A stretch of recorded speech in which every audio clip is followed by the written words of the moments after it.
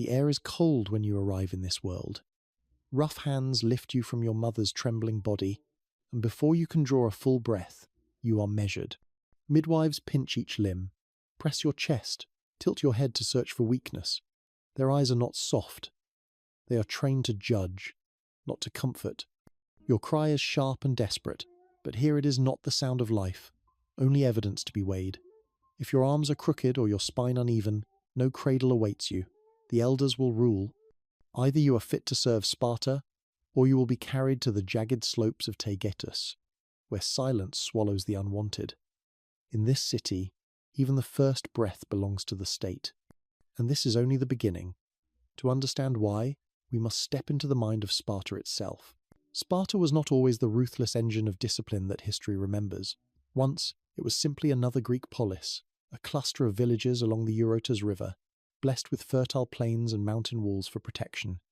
But from the 8th century onward, a transformation began. The soil may have been rich, but so too were the ambitions of Sparta's neighbours. The conquest of Messenia, a vast and fertile land to the west, seemed a triumph at first. Spartan hoplites crushed their rivals and claimed their harvests, but victory carried a price. The conquered Messenians did not vanish. They became helots, bound to the land, forced to labour under Spartan masters. In time, the helots outnumbered their rulers many times over, a simmering sea of resentment beneath the fragile order of the state. It was here that Sparta's obsession with control took root. Other polis grew by trade, by art, by argument. Athens built its empire with ships and silver. Corinth thrived through commerce. But Sparta, hemmed in by mountains and swollen with unwilling slaves, chose another path. It became a garrison state, a society bent toward one purpose: to hold power over the many with the iron will of the few. Every law, every ritual, every breath of Spartan life was sharpened into a weapon against rebellion. At the heart of this system stood the dual kingship, a relic of older tribal leadership. Two royal lines ruled side by side, descendants of Heracles himself, or so the myth claimed. Their power was checked, however, by the Gerousia, the council of elders men over 60, whose authority carried the weight of age and survival. These elders shaped laws not with parchment and debate, but with oracles, precedent, and the harsh necessities of a city forever at war with its own underclass. They knew what few dared to whisper aloud: Sparta could not afford weakness. To falter in discipline, to tolerate softness, was to invite annihilation. So the laws of Lycurgus, part legend, part political code, were enforced with religious zeal. Gold and silver were banished, replaced by heavy iron bars to choke greed. Feasting was communal, stripping wealth of its display. Even speech itself was honed.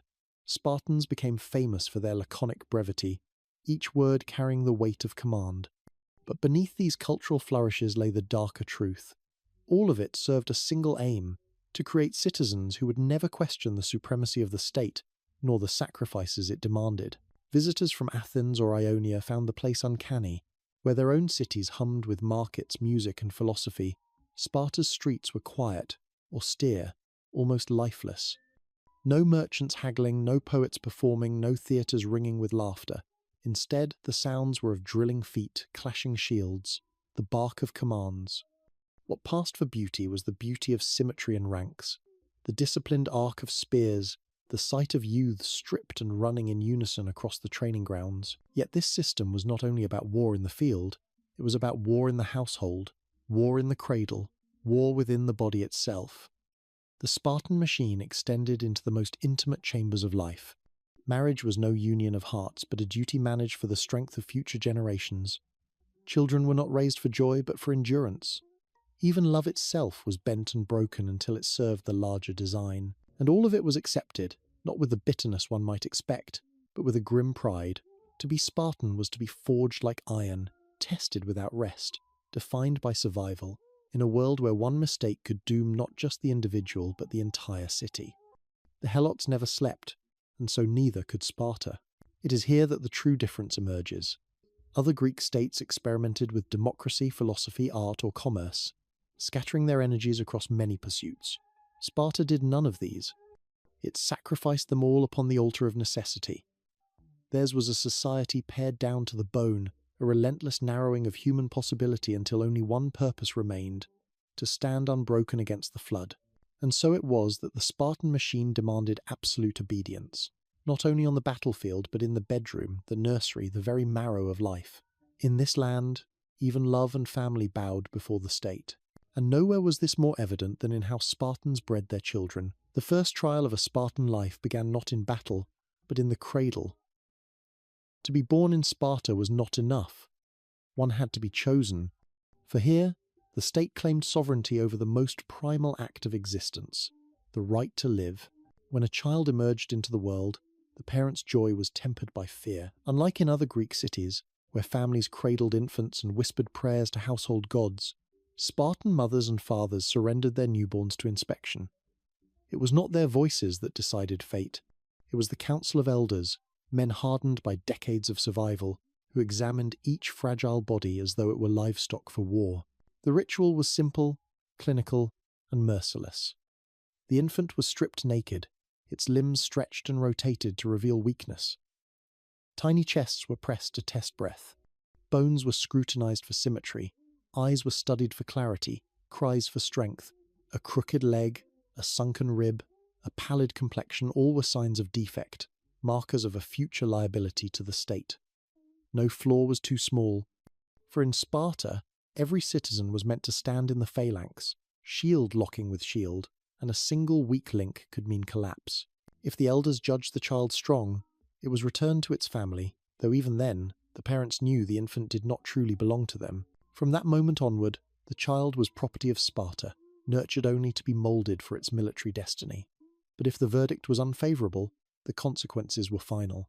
The rejected infant was carried away, often by the father himself, to the slopes of Mount Taygetus. There, amid the jagged rocks and thin mountain air, lay the place of exposure. No funeral rites, no mourning songs, only the silence of abandonment. Some whispered that shepherds or desperate helots sometimes rescued these children, raising them as slaves or outcasts. But for most, the mountain was a tomb in all but name. Their cries faded into the wilderness, swallowed by the winds that rushed down into the valley. This practice was not seen as cruelty but necessity. Spartans believed that mercy for the weak was cruelty to the strong, that sparing one imperfect child endangered the survival of the entire city. And so the community accepted what elsewhere would have been unthinkable, that parents had no ultimate authority over their offspring. The state alone determined who was worthy of life. The psychological weight of this cannot be overstated. Imagine the silence in a Spartan household after such a judgment. A mother who had carried a child for months was forced to stand aside as men older than her father decreed whether she would nurse her baby or lose it forever. A father, bound by duty, might carry his own flesh and blood up the cruel slopes, knowing each step was a betrayal of instinct but an offering to the state. Love was real, but love was powerless. Sparta's survival demanded obedience even at the cost of a parent's heart. And yet, for those infants who survived, the knowledge of what lay behind them became a ghostly companion. They had passed through the first gate. They had been judged and found worthy, while others had perished. This silent truth lingered in every Spartan child, a reminder that existence itself was conditional, a privilege granted only by strength. The effect was profound. From the very start of life, Spartan citizens lived with the awareness that they were chosen instruments, selected not for themselves but for what they could give to the city. Every breath was a debt, every heartbeat a service yet to be rendered. Childhood was not innocence, it was obligation. This was the foundation upon which all else rested. By stripping away the frail, the state believed it was purifying the blood of its people, sculpting not just an army but a race of warriors. Infancy was the first crucible, a narrowing of possibility that left only those bodies and spirits deemed strong enough to endure the next trials. For survival at birth was not the end, only the beginning. Ahead lay cold rivers, harsh disciplines, and a relentless remoulding of body and mind. The chosen were spared only so they could be broken and reforged. But surviving infancy was only the beginning. The Spartan child who survived selection did not return to the gentle rhythms of family life. From the first days, existence was a slow immersion into discipline, as if the city itself was sculpting the body and soul with invisible hands. Childhood in Sparta was not a season of play, but an apprenticeship in endurance. The shaping began in the most intimate rituals. Infants were bathed not in warm water but in the cold currents of the Eurotas River. Mothers, hardened themselves by tradition, lowered their babies into the icy flow, watching tiny limbs flail and lungs cry against the chill. It was believed that weakness revealed itself in cold water, that only the hardy would thrive while the frail withered.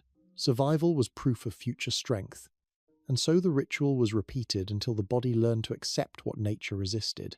Within the home, mothers carried the responsibility of early moulding. Spartan women were not idle keepers of the hearth. They were partners in the state's ambition. They taught their children silence, the virtue of restraint, the ability to endure hunger without complaint.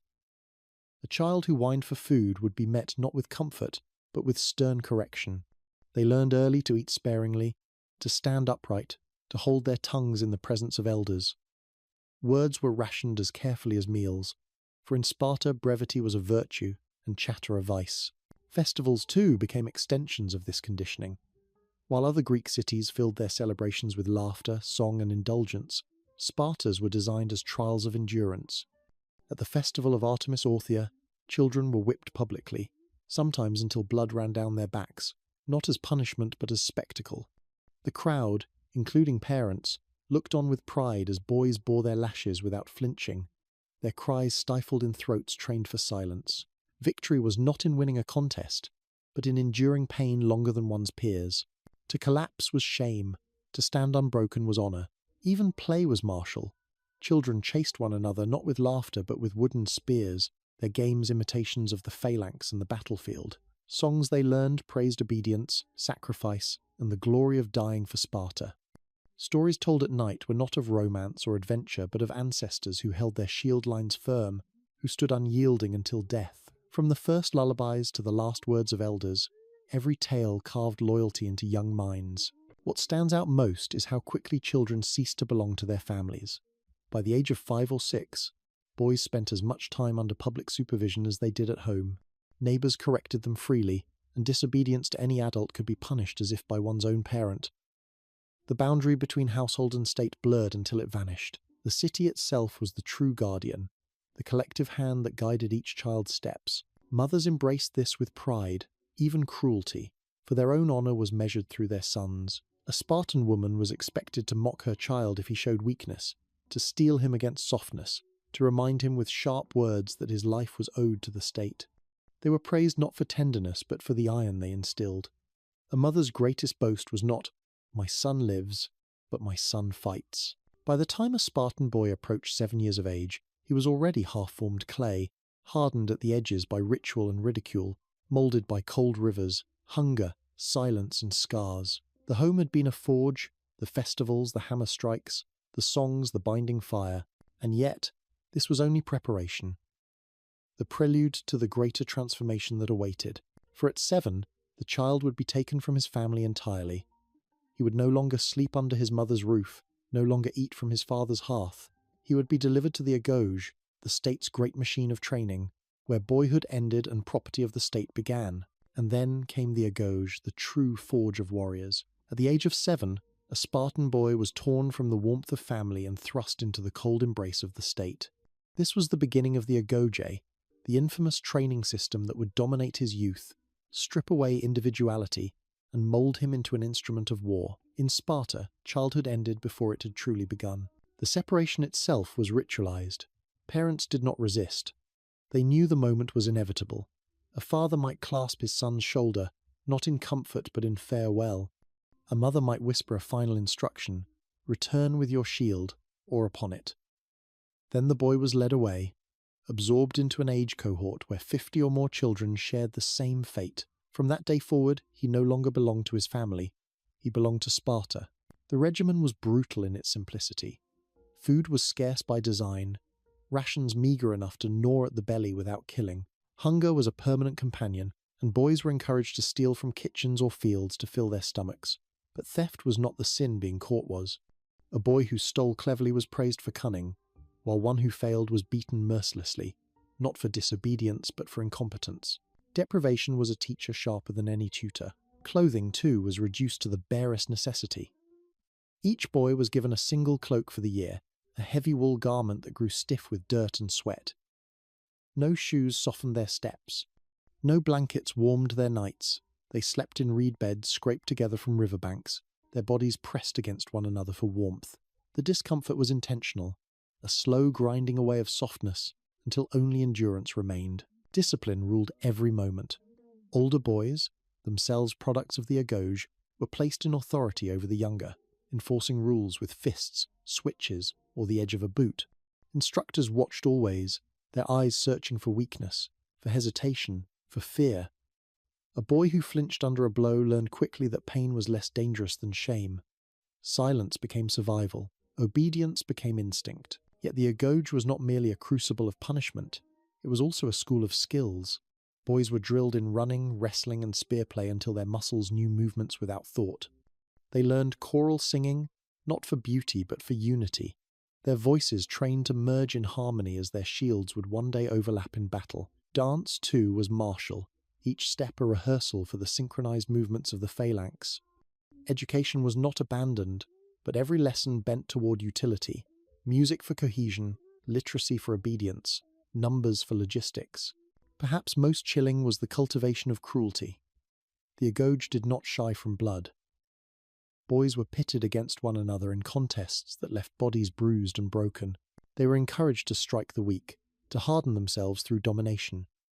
The famous endurance trials at Artemis Orthia continued, with children whipped before crowds, their stoicism a measure of worth. Blood became not a horror but a teacher, pain not an enemy but a companion. The system forged not only soldiers but watchers.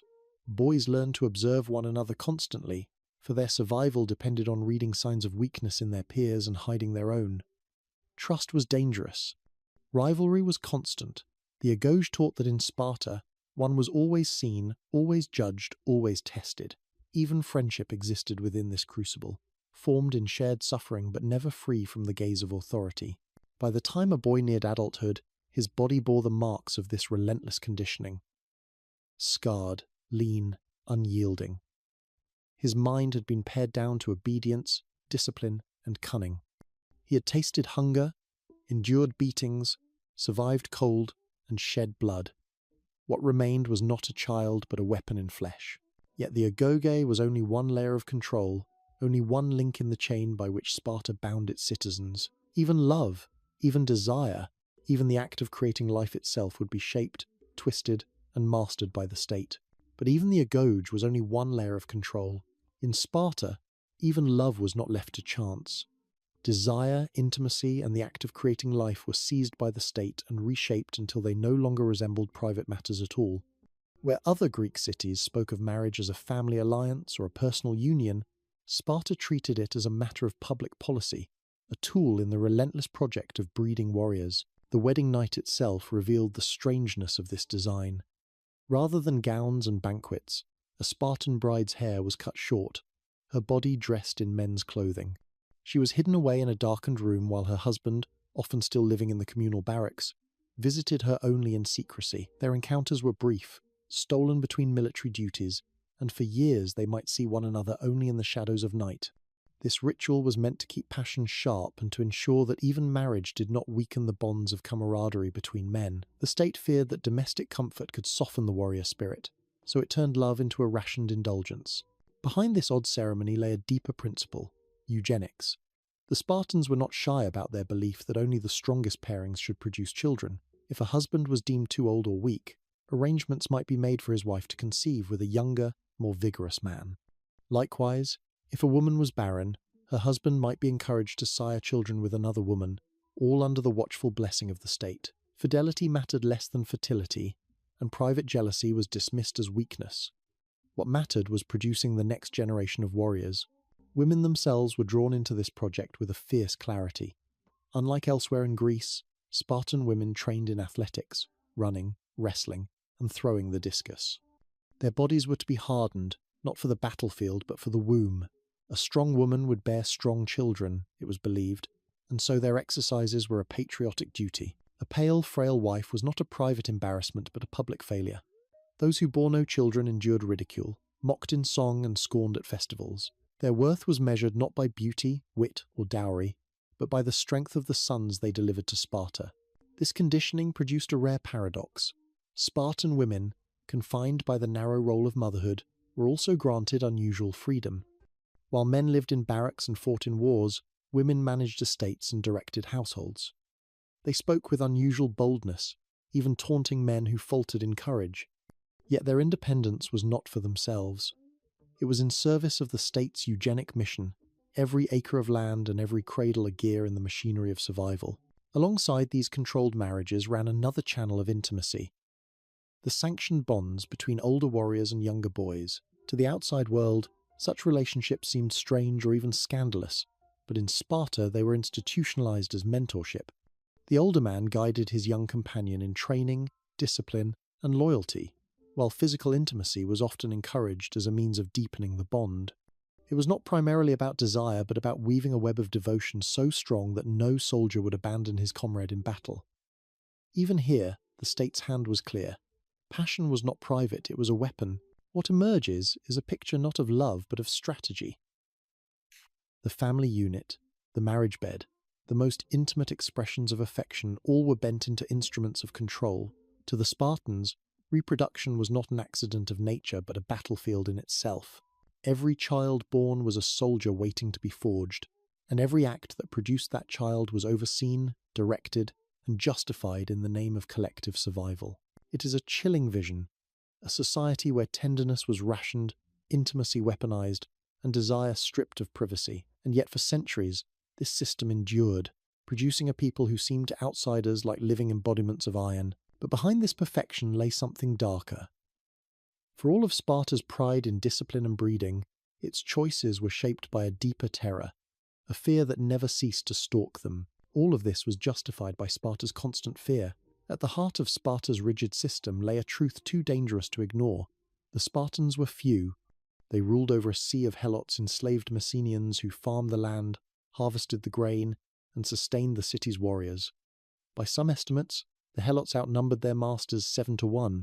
To live in Sparta was to live in the shadow of revolt, to know that beneath every field of barley, every vineyard, every riverbank worked by calloused hands, there was resentment boiling, waiting for its chance to erupt. The Spartan solution was not mercy, nor integration, but terror.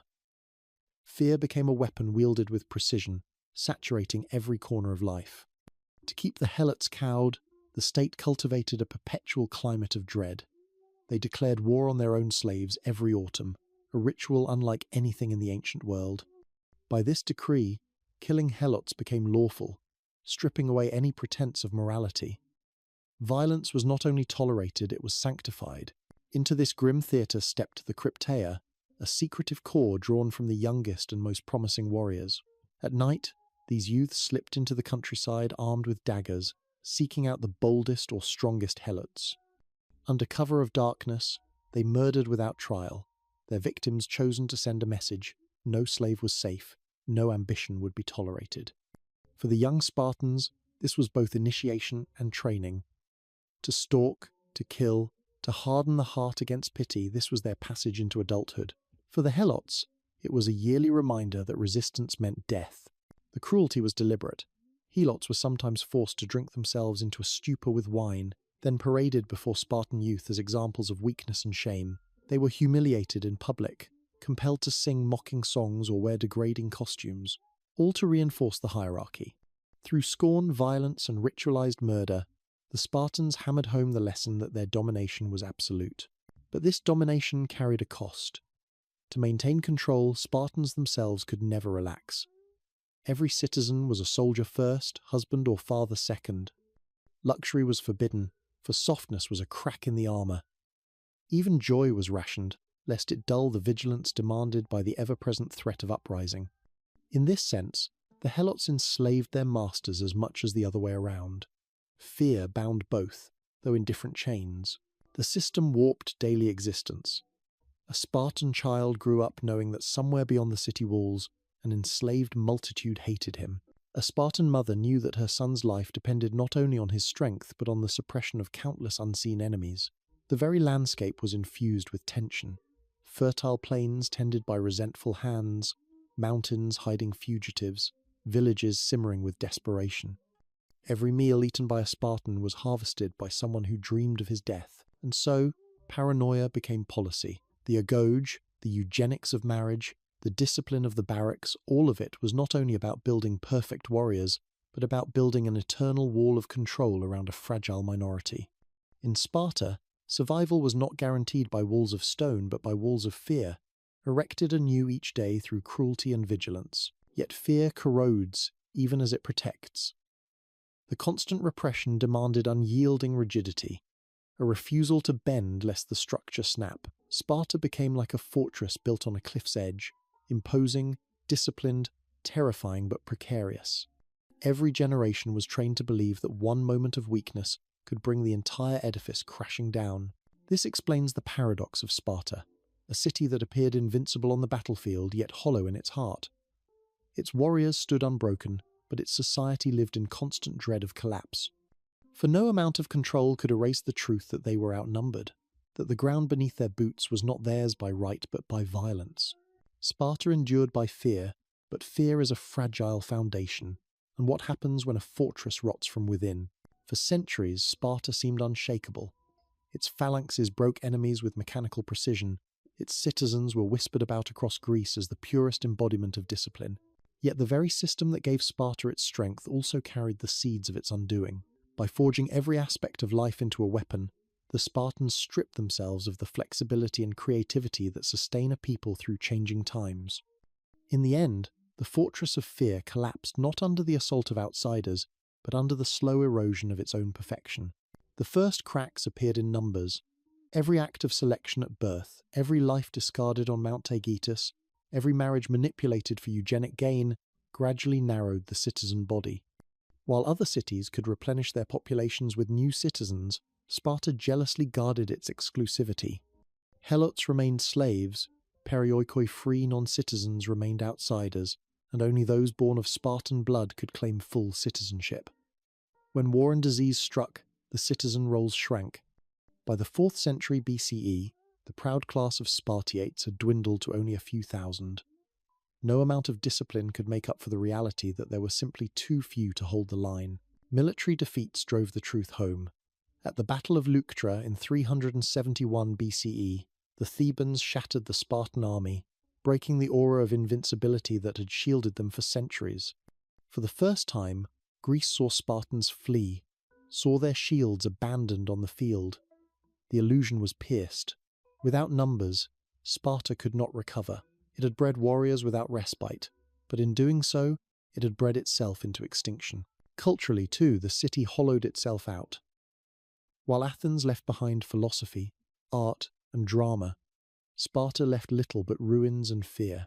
There are no Spartan plays to rival Sophocles, no philosophers to rival Socrates, no sculptures that capture the human form with grace. By narrowing its people to warriors, Sparta denied itself the richness of a broader humanity. Its legacy became not a flourishing culture but a chilling memory of what it cost to pursue strength at the expense of everything else. And yet, fascination endures. Even as contemporaries condemned Sparta's brutality, others admired it. Philosophers like Plato looked upon its discipline with envy, imagining societies where citizens were moulded with similar precision. Generals across history studied its training, seeing in the agoge a model of uncompromising preparation. To this day, the name Spartan evokes images of endurance, sacrifice, and fearlessness. Modern militaries still invoke the spirit of Leonidas and his 300, still whisper the word Sparta as shorthand for iron resolve. But admiration comes with unease, for alongside discipline and courage lies the darker shadow of control and cruelty. The same system that produced warriors also abandoned infants, enslaved entire peoples, and stripped intimacy of its tenderness. To look too closely at Sparta is to confront a mirror of human extremes, the greatness that can be achieved through unity and sacrifice, and the horror that follows when humanity is reduced to machinery. The irony is stark. Sparta's quest for perfection, its drive to eliminate weakness at every stage of life, created a society that could not survive its own rigidity. By refusing to bend, it broke. By narrowing the definition of citizenship, it starved its own future. By breeding for strength, it bred away its numbers. The perfect warrior state destroyed itself, not with a climactic fall, but with a slow suffocation of its own making. Today, visitors walk among the ruins of Sparta and find silence. There are no towering walls, for Sparta prided itself on the strength of its men rather than stone. There are no great monuments, no theatres echoing with forgotten lines. Only fragments remain, scattered across a landscape once ruled by fear. What was once the most feared city in Greece is now an echo, a warning etched into history, and so the legacy of Sparta lingers like a double-edged blade. To some, it is a symbol of unyielding courage, of warriors who stood against overwhelming odds at Thermopylae. To others, it is a grim reminder that perfection pursued without compassion leads not to immortality but to ruin. In the end, Sparta's greatest lesson is not how to build strength, but how strength without balance consumes itself. The cry of the Spartan newborn, once the sound that decided life or death, still echoes across the centuries. It asks us what we value, what we are willing to sacrifice, and whether survival is worth the price of humanity itself. The perfect warrior state destroyed itself by breeding out its own humanity.